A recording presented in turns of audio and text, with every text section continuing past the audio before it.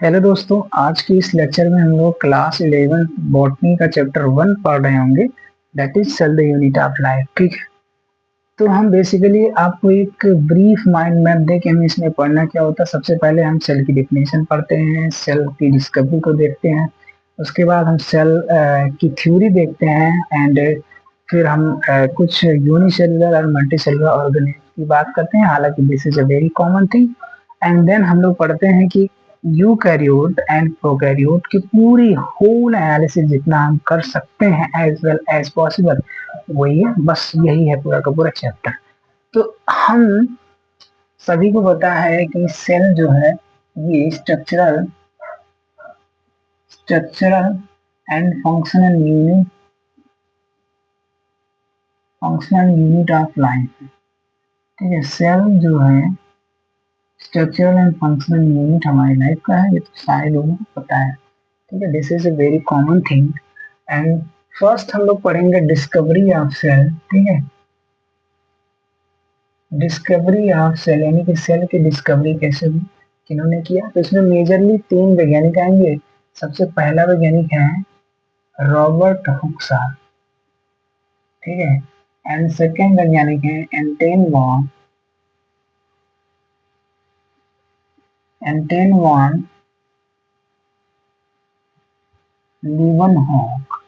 And third वैज्ञानिक है Robert brown. ठीक है, रॉबर्ट हुक जी 1665 में आए थे। रॉबर्ट एंटोनियो लीवनहॉक जी 1674 में आए थे। एंड रॉबर्ट ब्राउन जी 1831 में आए थे। ठीक भाई, रॉबर्ट हुक ने ओक का एक प्लांट था, कॉर्क सा सीड कह सकते हैं। ओक प्लांट्स में इन्होंने जो है हनी बी एक जैसा स्ट्रक्चर यानी कि मधुमक्खी के छत्ते जैसा स्ट्रक्चर देखा था, और वो dead layer of plant cell था। तो उन्होंने डेड लेयर को सबसे पहले देखा था। ठीक है, इन्होंने dead layer of plant cell को फर्स्ट ऑब्जर्व किया था। उसके बाद आते हैं Anton von Leeuwenhoek. Anton von Leeuwenhoek आते हैं 1674 में। इन्होंने फर्स्ट लिविंग सेल को देखा था। सबसे पहले इन्होंने एक लिविंग सेल को ऑब्जर्व किया था। First observe living cell by Anton von Leeuwenhoek. And third आते हैं रॉबर्ट ब्राउन। ब्राउन से याद रखिएगा ब्रेन, ब्रेन मतलब न्यूक्लियस। इन्होंने सबसे पहले न्यूक्लियस की खोज किया था। इसे हम ब्रेन ऑफ द सेल बोलते हैं, ब्रेन ऑफ द सेल। ठीक है, तो डिस्कवरी में मेनली तीन वैज्ञानिक हैं, Robert Hooke, Anton von Leeuwenhoek and third is Robert Brown. तीन लोग। उसके बाद उसके बाद आता है सेल थ्योरी एंड देन आता है सेल थ्योरी। अब देखिए सेल थ्योरी क्या कहता है, उसको हम समझते हैं। जैसे हमने प्लांट सेल को देखा था और लाइक हनी बी के समान स्ट्रक्चर बनाया था। उसके बाद आता है सेल थ्योरी। अगर हम बात करें सेल थ्योरी की, तो इसमें भी तीन वैज्ञानिक आएंगे। सबसे पहला जो वैज्ञानिक आएगा वो होगा फर्स्ट वैज्ञानिक in cell theory is first scientist जो है सेल थ्योरी में, उनका नाम है स्लाइडर। एंड सेकेंड वैज्ञानिक है Schwann. And and third scientist जो आते हैं, जो थर्ड साइंटिस्ट आते हैं उनका नाम है रुडॉल्फ विर्चो। ठीक है, रुडॉल्फ। ठीक है, तीन वैज्ञानिक आते हैं, first Schleiden, Schwann and Rudolf Virchow. Schleiden ji आते हैं 1838 में, सॉन आते हैं 1839 में एंड रुडॉल्फ विर्चो आते हैं 1972 में। तो आपको सन भी याद करते हुए रखना है साथ में, ताकि आपको किसी प्रकार की कोई समस्या ना हो। ठीक है, तो सेल थ्योरी में तीन वैज्ञानिक है, डिस्कवरी ऑफ सेल में तीन वैज्ञानिक है, तो कॉम्बिनेशन में आपको प्रॉब्लम नहीं होगी। स्लाइडन ने क्या था, स्लाइडन क्या थे भाई, एक जर्मन बॉटनिस्ट थे। ये क्या थे, जर्मन बॉटनिस्ट। और सॉन जो है वो एक जर्मन जोलॉजिस्ट थे। तो आपको ये भी नहीं याद करने की जरूरत है, जर्मन जर्मन दोनों है, ओल्ड एनसीईआरटी में नहीं है बट यस न्यू एनसीईआरटी में दोनों जर्मन जर्मन जर्मन जोलॉजिस्ट। ठीक है। स्लाइडन स्लाइडन जी ने एक नॉर्मल बात कही सबसे पहले, सेल थ्योरी में इन्होंने एक नॉर्मल बात कहा। नॉर्मल बात इन्होंने क्या कहा कि जितने भी प्लांट सेल हैं, जितने भी प्लांट सेल हैं वो मेड होते हैं डिफरेंट टाइप ऑफ सेल, और जितने भी सेल हैं वो मेड होते हैं डिफरेंट टाइप ऑफ टिश्यूज। ठीक है। स्लाइडन जी ने यही कहा जितने भी प्लांट्स हैं, मतलब जितने भी प्लांट्स हैं वो बने होते हैं डिफरेंट टाइप ऑफ सेल्स के, जितने भी सेल्स है बने होते हैं डिफरेंट टाइप ऑफ टिश्यू के, which is a normal thing, जो एक नॉर्मल बात है। उसके बाद सोन आते हैं। सोन क्या है, जर्मन जोलॉजिस्ट है। ठीक है, ये क्या है, जर्मन जोलॉजिस्ट है।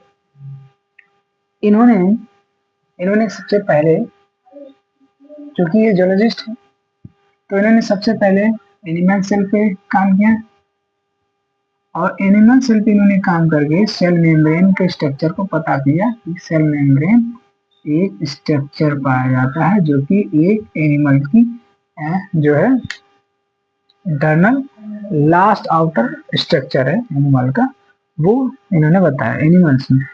भले ही जोलॉजिस्ट थे लेकिन उन्होंने प्लांट सेल पर भी अध्ययन किया, और जैसे इन्होंने प्लांट सेल पर अध्ययन किया इन्होंने सेल वॉल पाया, और उन्होंने सेल वॉल के बारे में बताया कि cell wall is a unique character of plant which is present only in plants. ठीक है।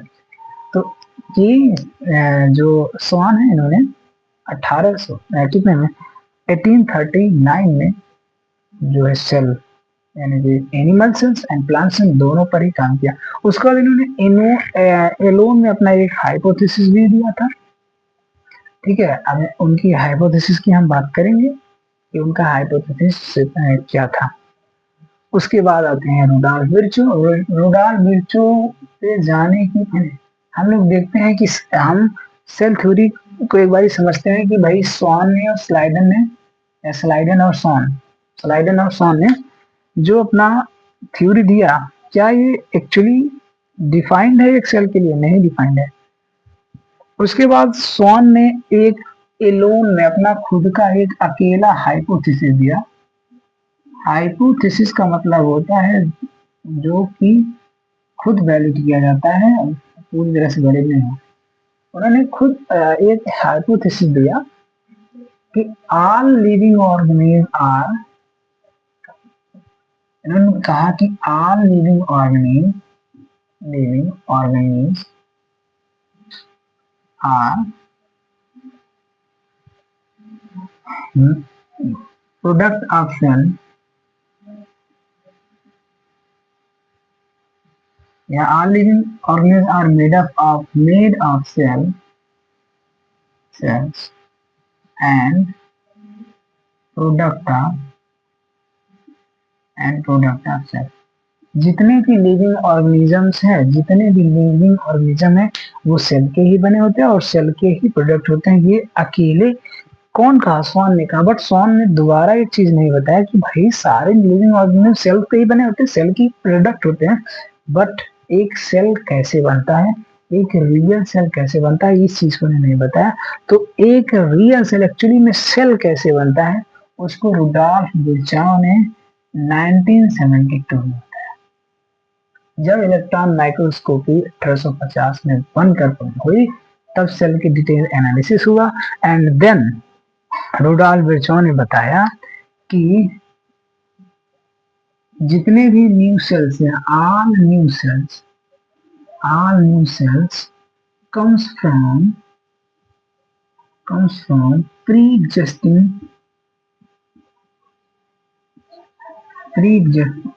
cells।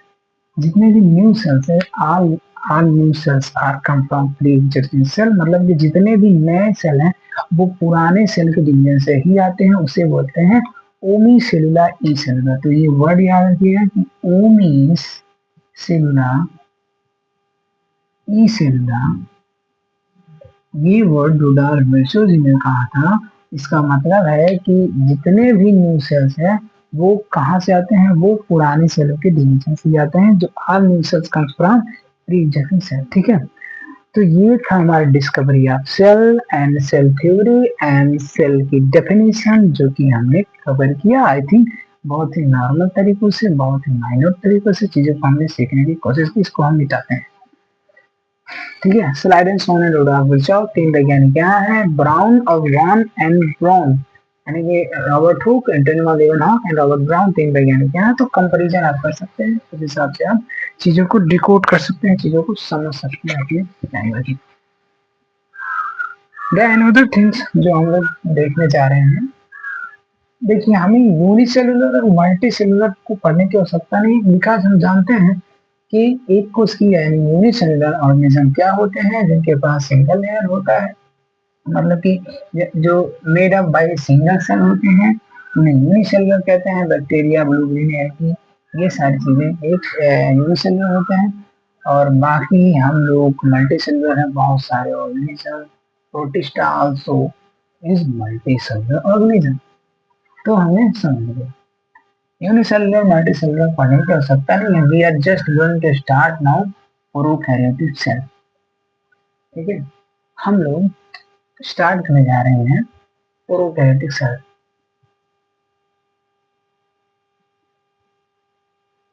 प्रोकैरियोटिक सेल पूरा पूरा प्रोकैरियोटिक सेल्स का हम विद स्ट्रक्चरली सारी चीजें डिटेल एनालिसिस के साथ हम देखेंगे। प्रोकैरियोटिक मतलब होता है प्रीमेटिव सेल्स। प्रीमेटिव मतलब बहुत सारे पुराने सेल्स हैं। तो जो पुराने सेल होते हैं उसमें well defined organelles, well defined cell membrane, cell wall और एब्सेंट, बहुत सारी चीजें नहीं पाई जाती हैं। इनका डीएनए जो है नेकेड होता है, साइटोप्लाज्म में जितने भी कुछ ऑर्गेन्स हैं साइटोप्लाज्म में उनके फ्री एग्जिस्ट करते हैं, that is called prokaryotic cell. Primitive cell एक तरह का कह सकते हैं आप। तो अगर हम प्रोकैरियोटिक सेल्स की स्ट्रक्चर की बात करें या फिर हम बात करें प्रोकैरियोटिक सेल्स में क्या क्या है, तो चलिए हम देखते हैं। एज ए प्रोकैरियोटिक सेल्स हम अगर बात कर रहे हैं तो पहले हम स्ट्रक्चर की बात करेंगे एंड देन हम उनके फंक्शंस को बताएंगे।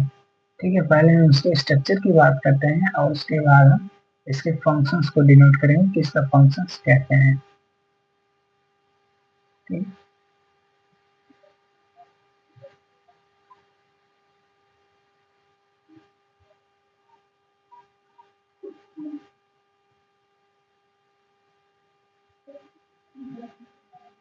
कुछ चीजें हैं जिसे हमें समझना होगा।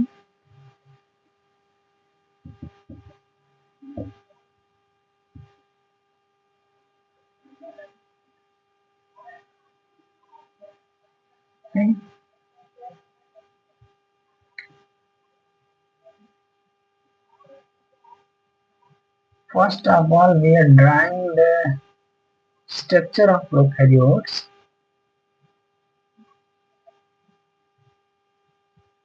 और उसके बाद हम उसका डिटेल में एनालिसिस करेंगे।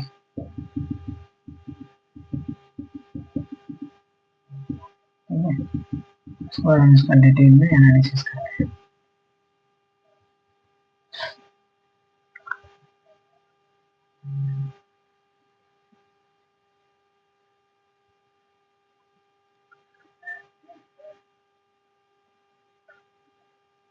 ठीक है, थोड़ा सा हम नाम लिखना चाहेंगे। देखिए जो आउटर लेयर है इसे बोलते हैं सेल वॉल। ठीक है, ये जो इनर लेयर है इसे बोलते हैं सेल मेम्ब्रेन।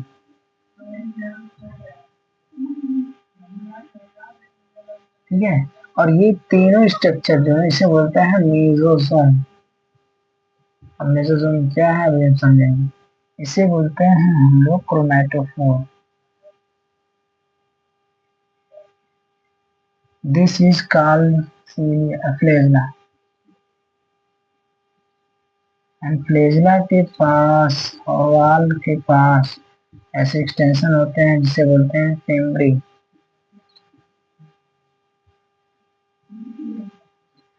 इसे हम बोलेंगे राइबोसोम, जो कि एक मेम्ब्रेनस स्ट्रक्चर होता है। इसे बोलते हैं इंक्लूजिंग बॉडी।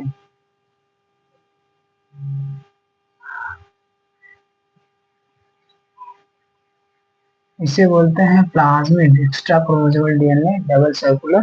ठीक है, ये है प्लाज्मिड। एंड इसे बोलते हैं नेकेड न्यूक्लियस, नेकेड जो है क्रोमोसोम बोल सकते हैं, यानी कि डबल स्ट्रैंडेड सर्कुलर डीएनए बोल सकते हैं, नेकेड डीएनए बोल देते हैं, या फिर क्रोमोसोम,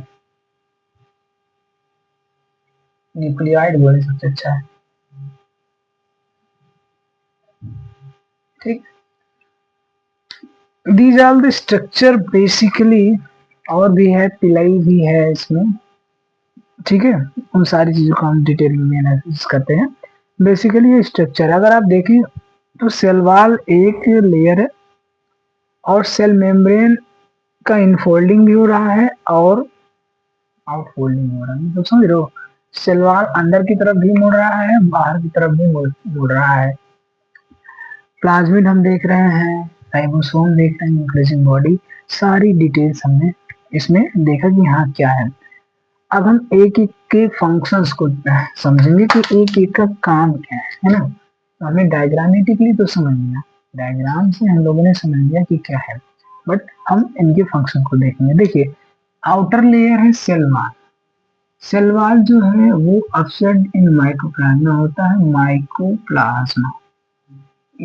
माइक्रोप्लाज्मा की अगर बात करें, लेंथ की 0.3 माइक्रोमीटर होता है। ठीक है, और माइक्रोप्लाज्मा में एक आता है टीपीएल, टेरोनिमिया लाइक ऑर्गेनिज्म। इसकी जो लेंथ होती है 0.1 माइक्रोमीटर होती है। इसमें याद रखिएगा। कुछ चीजें और हैं जो मैंने बताया नहीं, उसको यहाँ पे ही डिनोट कर देता हूँ इसी के साथ। अगर हम बात करें बैक्टीरिया की, 0.4 माइक्रोमीटर। अगर हम टिपिकल बैक्टीरिया की बात करते हैं तो 1 से 2 माइक्रोमीटर। अगर हम टिपिकल यूकैरियोट की बात करें तो 10 से 20 माइक्रोमीटर होता है लेंथ। अगर हम जो है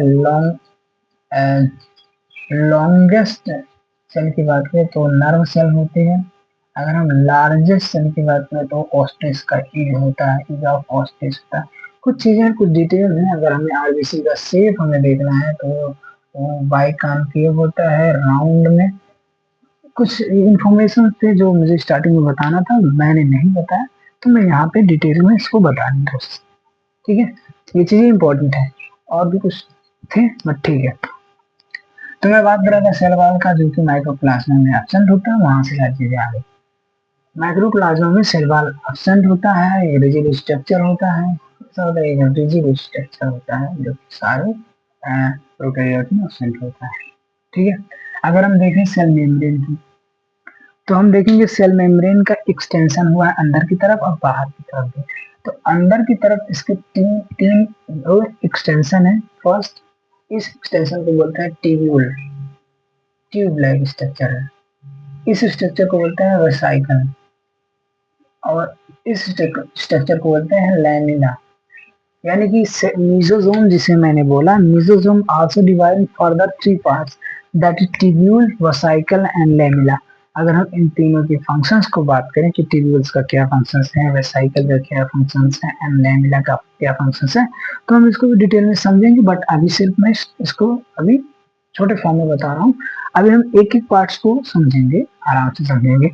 उसके बाद हम देख रहे हैं इंक्लूसिव बॉडी है। ये इंक्लूसिव बॉडी ये क्या करता है, स्टोरेज का काम करता है, स्टोरेज के काम करते हैं। ये है क्रोमेटिड्स। क्रोमेटिड्स में ये कलरफुल पिगमेंट्स हैं। ठीक है, कलरफुल पिगमेंट्स का क्या काम है, इसे हम आगे भी समझेंगे। फिम्ब्राई का क्या काम है, फ्लैजिला का क्या काम है, सिलिया का क्या, सिलिया इसमें नहीं होता, पिलाई का क्या काम है, उस चीज को हम समझेंगे। प्लाज्मिड जो है ये इंडिपेंडेंटली एग्जिस्ट करता है, खुद डिस्ट्रीब्यूशन जो है आप डीएनए कर सकता है अपने आप में, दैट्स ग्रेट, इसका एक कैरेक्टर है। और यहाँ पे नेकेड डीएनए है, न्यूक्लियोइड है, ठीक है। तो इसके हम सब पार्ट्स को अब अलग अलग करके पढ़ते हैं, छोटे छोटे कम समय में डिटेल में हम इसको समझने की कोशिश करते हैं। Let's see.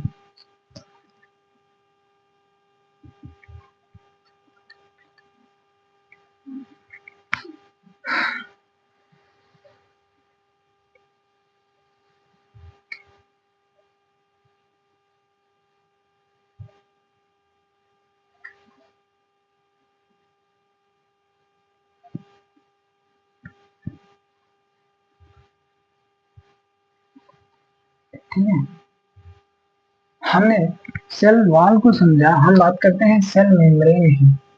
हम बात करते हैं सेल सेल मेम्ब्रेन की। अगर हम सेल मेम्ब्रेन को देखें तो हम पाएंगे भैया सेल मेम्ब्रेन का इनफोल्डिंग भी हो रहा है और आउट इनर एक्सटेंशन भी इसको देखने को मिल रहा है। सेल मेम्ब्रेन का अगर हम देखें तो इसका इनर एक्सटेंशन, यानी कि हम कह सकते हैं बेसिकली इनर फोल्डिंग भी हो रहा है और आउट फोल्डिंग, यानी कि आउटर एक्सटेंशन भी हो रहा है। Inner extension and outer extension भी हो रहा है किसका, सेल मेम्ब्रेन का। अगर अंदर की तरफ इसका एक्सटेंशन हो रहा है तब ये तीन चीजें बना रहा है, that is tubules, vesicle, lamina and also chromatophore. चार चीजें इनर एक्सटेंशन से बना रहा है। अगर आउटर इसका एक्सटेंशन हो रहा है तो ये फ्लैजिला बना रहा है। और हम आल्सो फिम्ब्राई भी कह सकते हैं, मगर फिम्ब्राई फाड़ के नहीं निकलता तो उसको हम छोड़ देते हैं, ठीक है। फिम्ब्राई तो फ्लैजिला के पास होता है, आउटर एक्सटेंशन नहीं है बेसिकली फिम्ब्राई, वो तो बाहर एक सरफेस स्ट्रक्चर से बोल सकते हैं ना, सरफेस स्ट्रक्चर हम बोल सकते हैं, ठीक है।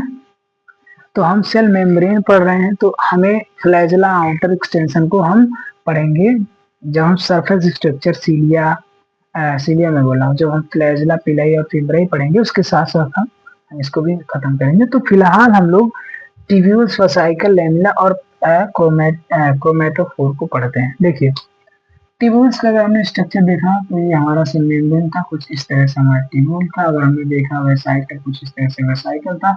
एंड देन हमारे पास इस तरह से जो स्ट्रक्चर था वो था लैमिना। ये स्ट्रक्चर क्या है, ट्यूब्यूल है, ट्यूब्यूल्स है, ये वेसिकल है और ये है लैमिना। अगर हम इस तरह से देखेंगे तो ये वेसिकल फॉर्म में है, ये ट्यूब फॉर्म में है, इस प्रकार से इसका नाम है। ट्यूब्यूल्स का अगर हम काम देखें तो इसका काम होता है भैया डीएनए का रेप्लिकेशन ऑफ डीएनए,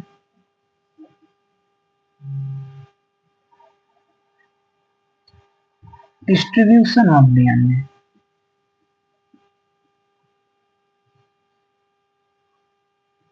रेप्लिकेशन करना हो, डिस्ट्रीब्यूशन करना हो, ये सारे फंक्शन करता है ट्यूब्यूल्स। वेसिकल की अगर हम बात करते हैं, वेसिकल हमारा सिक्रीशन का काम करता है। वेसिकल क्या करता है, बेसिकली सिक्रीशन का काम करता है, सिक्रीट करता है चीजों को। और अगर हम लैमिना की बात करें तो लैमिना दिखने में कैसा दिख रहा है, सरफेस एरिया बढ़ा रहा है ना। तो लैमिना इंक्रीज करता है सरफेस एरिया, जिससे रेस्पिरेशन बढ़ता है, जिससे एटीपी सिंथेसिस में मदद मिलता है। यानी कि lamina increases surface area, it increases surface area, ये सरफेस एरिया को इंक्रीज करता है, जिससे हम रेस्पिरेशन होता है तगड़ा एंड एटीपी का सिंथेसिस भी तगड़ा होता है। तो ये था मेसोसोम का फंक्शंस। ये तीनों स्ट्रक्चर को हम मेसोसोम कहते हैं, ठीक है। तो हमने मेसोसोम को पढ़ा और मेसोसोम के फंक्शंस को भी डिकोड करते हुए साथ ही साथ।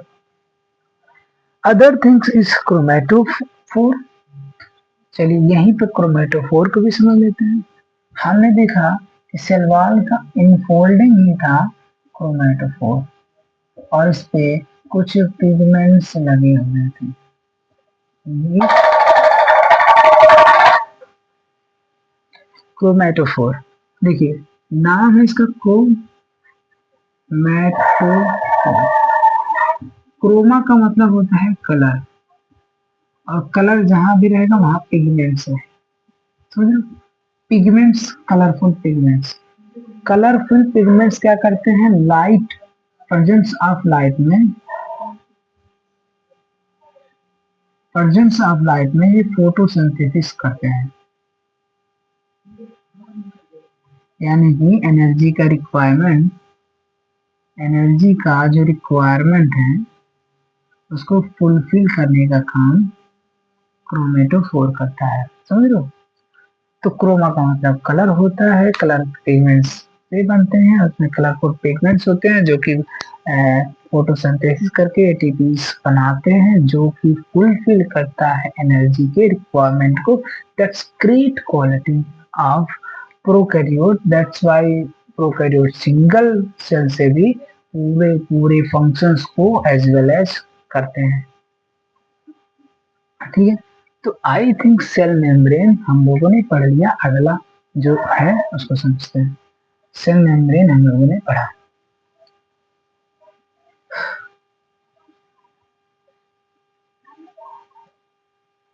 ठीक है। We had read cell membrane properly.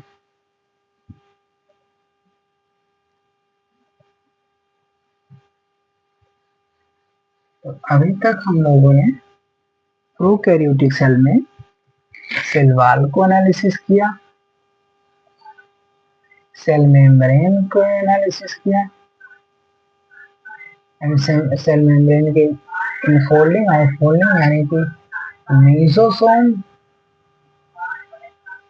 And chromatophore का अध्ययन किया। तीसरा स्ट्रक्चर हम लोग जो पढ़ने जा रहे हैं वो है प्लाज्मिड, ठीक है। प्लाज्मिड है तीसरा स्ट्रक्चर है प्लाज्मिड। प्लाज्मिड कुछ इस तरह से होता है। प्लाज्मिड है double standard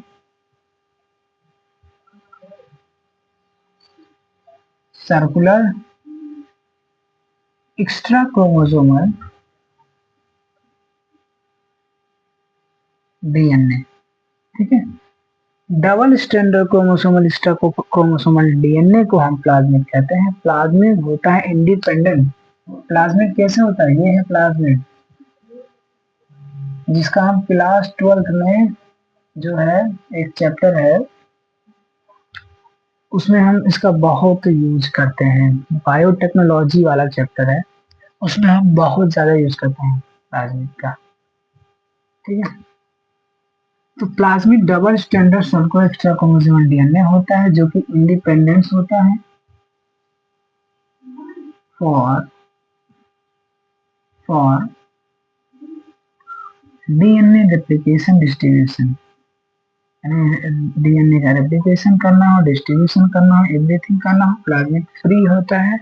double standard circular DNA होता है, एंड इसे एक्स्ट्रा क्रोमोसोमल यानी कि क्रोमोसोमल डीएनए के अलावा एक डीएनए है, ठीक है, इसे बोलते हैं प्लाज्मिड। ध्यान रखना डबल स्टैंडर्ड है ये प्लाज्मिड, ठीक है। तो हमने प्लाज्मिड को भी देख लिया, हमने प्लाज्मिड को भी समझ लिया। ये प्लाज्मिड क्या भाई, double standard circular extra chromosomal DNA है। प्लाज्मिड के बाद आता है न्यूक्लियाइड, जो कि आल्सो होता है डबल स्टैंडर्ड। डबल स्टैंडर्ड ये भी सर्कुलर डीएनए में डीएनए से बोलते हैं, जो कि रेगुलेट करता है सारे सारे फंक्शंस को, ठीक है, जो कि रेगुलेट करता है सारे के सारे फंक्शंस को। इसके अलावा हम लोगों ने हमें अब राइबोसोम को अगर हम देखना चाहें, राइबोसोम, तो राइबोसोम जो है उसका दो सब यूनिट होता है। राइबोसोम प्रेजेंट इन टू सब यूनिट्स।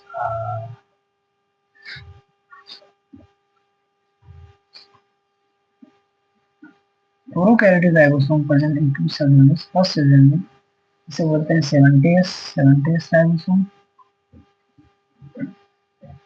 70 एक ऑड नंबर है, तो इसके जो सब यूनिट है दोनों ऑड होंगे, यानी कि 50s और 30s। ये छोटा सब यूनिट है, इसे बोलते हैं 30s। ये बड़ा सब यूनिट है, इसे बोलते हैं 50s। ये फर्दर अलग अलग पार्ट्स में डिवाइड होते हैं। This is not in our syllabus.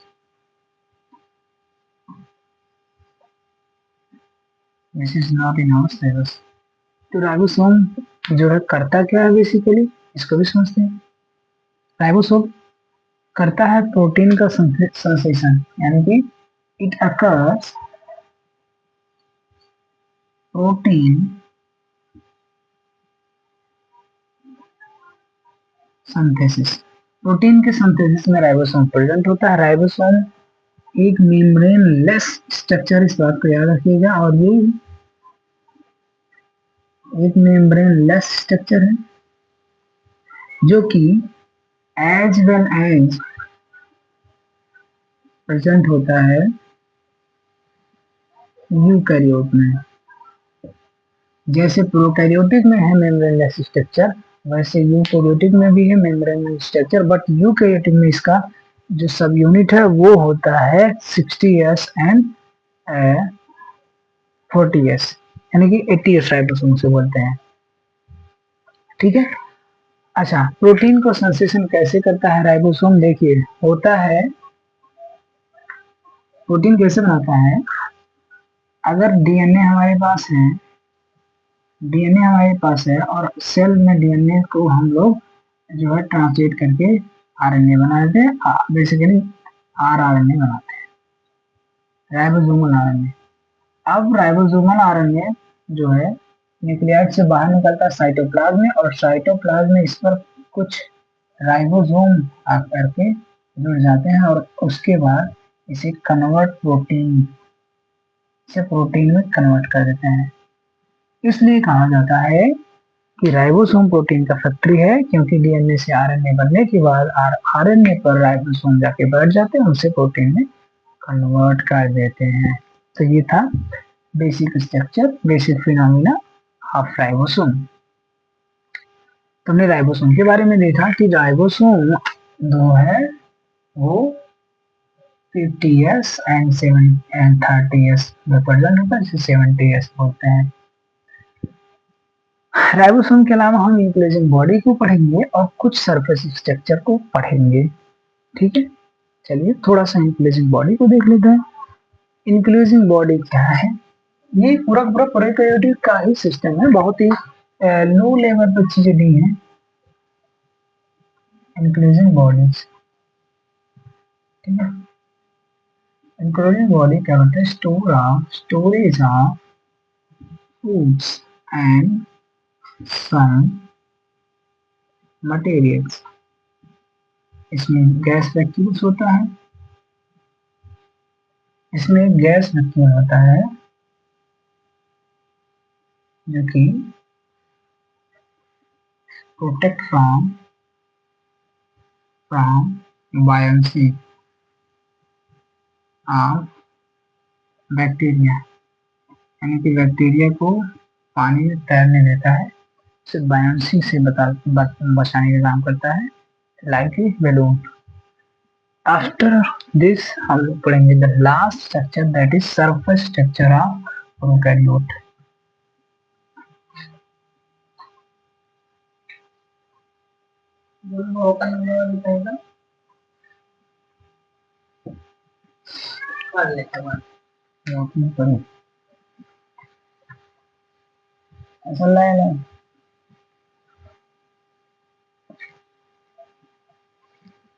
Surface structure of prokaryote. ठीक है, प्रोकैरियोटिक के सरफेस स्ट्रक्चर को हम लोग डिकोड करने जा रहे हैं। That is very important things, best है, मस्त है, और इसे थोड़ा सा हमें डिटेल में पढ़ना है, इसलिए मैं चीजों को कुछ मिटाने की कोशिश कर रहा हूँ, कुछ चीजों को हम मिटाने की कोशिश करते हैं। सरफेस स्ट्रक्चर में हमें पिलाई, फिम्ब्राई एंड फ्लैजेला तीन चीजों को पढ़ना है। इसके बाद हमें पढ़ना है ग्राम स्टैनिंग प्रोसेस, है ना, एंड देन अपन लोग खत्म करेंगे प्रोकैरियोट, तब स्टार्ट होगा यूकैरियोट। देयर इज बहुत ज्यादा है प्रोकैरियोट, मतलब कि यूकैरियोट से, आई मीन प्रोकैरियोट से ज्यादा यूकैरियोट, ठीक है। सो हम लोग सरफेस स्ट्रक्चर ऑफ प्रोकैरियोट देख रहे हैं। Surface structure of prokaryote, surface पे क्या है, ध्यान देना। सबसे पहले हम पढ़ेंगे फ्लैजेला में।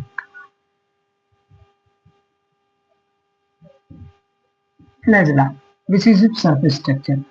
फ्लैजेला कैसे आया है, फ्लैजेलिन प्रोटीन से बनता है। ध्यान दीजिएगा, फ्लैजेला अगर हम बात करें प्रोकैरियोटिक में तो फ्लैजेलिन प्रोटीन से बनता है, मगर बात करें यूकैरियोट में तो ट्यूबुलिन प्रोटीन से बनता है। इस बात को याद रखिएगा, फ्लैजेला। अभी हम यूकैरियोटिक फ्लैजेला के बारे में डिटेल में एनालिसिस करेंगे, बहुत ही अच्छे लेवल से 9+2 अरेंजमेंट को समझेंगे। फिलहाल हम फ्लैजेला की बात करते हैं, जो फॉर्म बाय फ्लैजेलिन प्रोटीन, फ्लैजेलिन प्रोटीन से बना होता है, ठीक है। फ्लैजेला कैसे बना होता है भैया, फ्लैजेलिन प्रोटीन से बना होता है। फ्लैजेला की अगर हम कुछ बेसिक बातों की बात करें तो ये एक्सटेंशन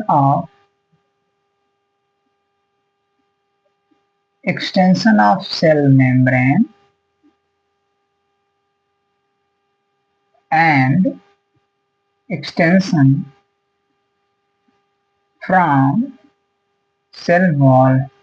समझ रहे हो इसका मतलब है सेल मेम्ब्रेन से वो निकलता है, सेल वॉल को फाड़ कर निकलता है। That's a major point which is also asked, यानी कि वो तो है cell membrane, extension of cell membrane, but extends from cell wall. That's very important thing, है ना।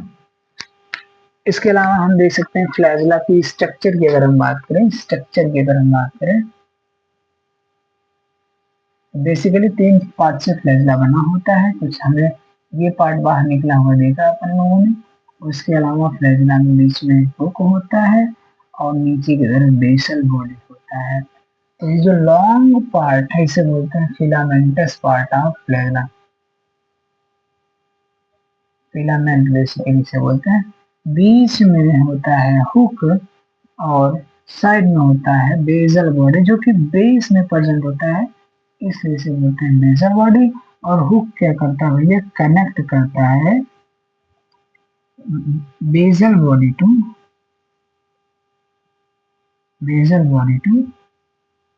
फिलामेंट, यानी कि फिलामेंट को बेसल बॉडी से जोड़ने का काम कौन करता है, हुक करता है, जो कि प्रेजेंट होता है बीच में। किसके बीच में भैया, फिलामेंट्स के और बेसल बॉडी के बीच में एक कनेक्टिंग पॉइंट होता है, हुक की तरह काम करता है, इसलिए उसे हुक कहते हैं।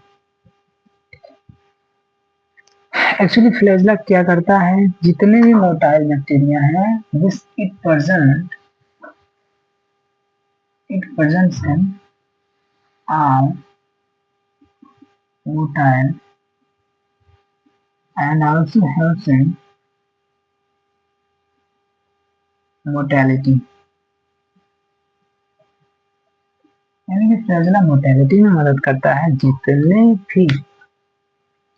जितने भी मोटाइल बैक्टीरिया है उसमें प्रेजेंट रहता है फ्लैजेला, क्योंकि मूवमेंट में चीजों को लोकोमोशन नहीं, मूवमेंट नहीं कहेंगे, लोकोमोशन कहेंगे, क्योंकि मूवमेंट एक जगह पर होता है, लोकोमोशन मतलब प्लेस चेंज करना होता है, तो लोकोमोशन में हेल्प करता है। सरफेस स्ट्रक्चर में हमने फ्लैजेला को पढ़ा। अब हम पिलाई की बात करते हैं। Pili is also a surface structure. So हम थोड़ा सा चीजों को मिटाकर कहीं पिलाई की बात कर लें, यही कहीं हम समझते हैं पिलाई को, ठीक है। बात करते हैं हम पिलाई की, जो कि बना होता है पिलिन प्रोटीन का।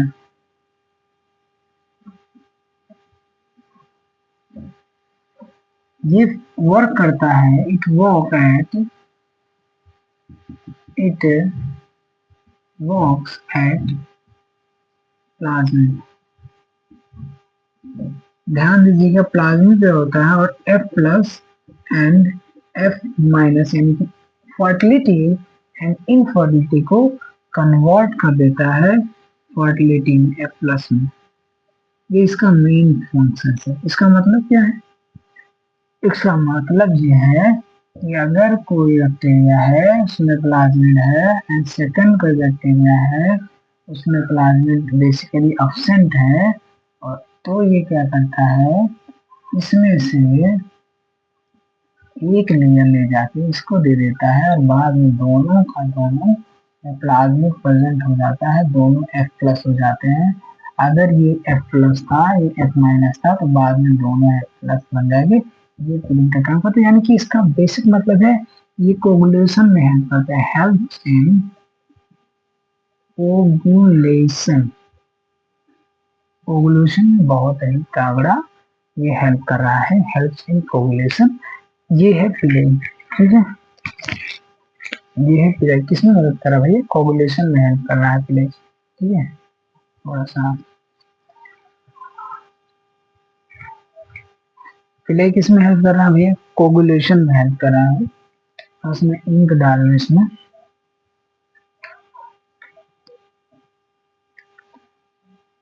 इसके बाद हम लोग पढ़ेंगे फिम्ब्रे के बारे में, ठीक है। इसके बाद हम लोग पढ़ेंगे फिम्ब्रे के बारे में। फिम्ब्रे जो है एक ग्रिप का काम करता है।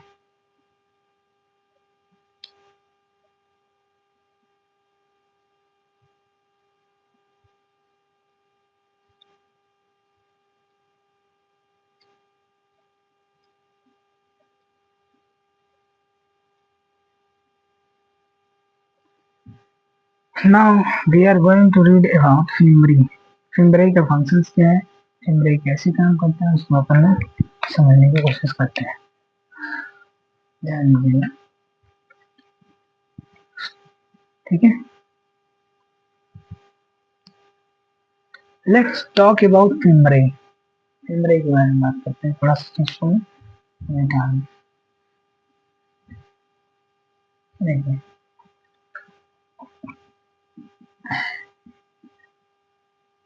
फिम्ब्रे का मतलब जानते हो? Finger like projection. Finger like projection जैसे मान लीजिए कोई ऐसा बैक्टीरिया है, इसमें इस तरह से ग्रिप बना होता है, ग्रिप, इसे कहते हैं ग्रिप। क्या करता है ग्रिप? अगर इसे कहीं मूवमेंट करना हो, एक जगह से लोकोमोटिव करना हो, अपना स्थान बदलना हो, तो इस ग्रिप को इस तरह से फेंक करके किसी स्टोन पर रगड़ बना के फिर ये फ्लैजेला के थ्रो पे इसी से इस तरह से, मान लीजिए यहाँ पे फ्लैजेला है इसका, ठीक है, इसको फेंका, फ्लैजेला को आगे किया, आगे बढ़ गया, फेंका, आगे किया, आगे बढ़ गया।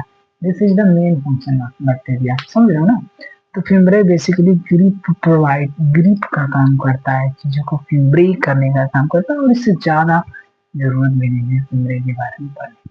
इसके बाद आएगा ग्राम पॉजिटिव एंड ग्राम, यानी कि एक वैज्ञानिक थे जिन्होंने ग्राम स्टेनिंग की बात की इन 1972 के around, I think exactly date नहीं याद है, but yes, gram staining process क्या होता है उसको मैं बताता हूँ। स्टेनिंग,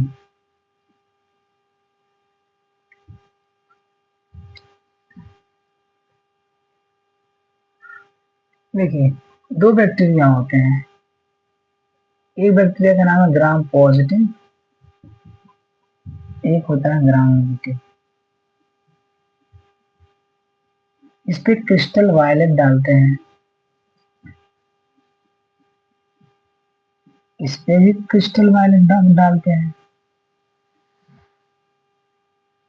क्रिस्टल वायलेट जान डालने के बाद इसको धो देते हैं, इसको वॉश कर देते हैं, इसको भी वॉश कर देते हैं।